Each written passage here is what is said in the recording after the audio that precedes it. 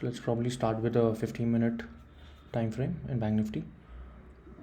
My view today was if 1 o'clock close is below VWAP and not touching VWAP, I look for a buy above 1 o'clock close.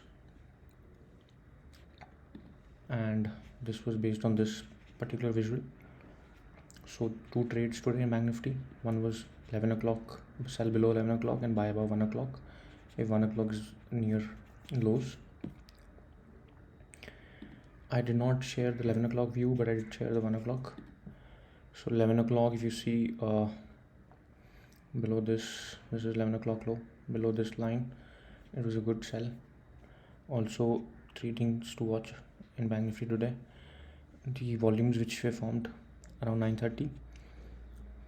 So when price came here and any close above in a 3-minute time frame, any close above 10 moving average would have been a good scalp buys, because it was already 230 with a stop loss of this candle low,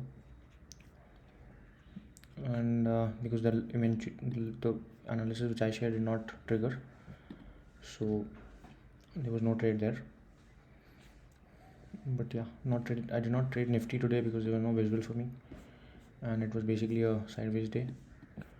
If you're looking at 1 hour time frame, this was the low which is formed on Nifty 50.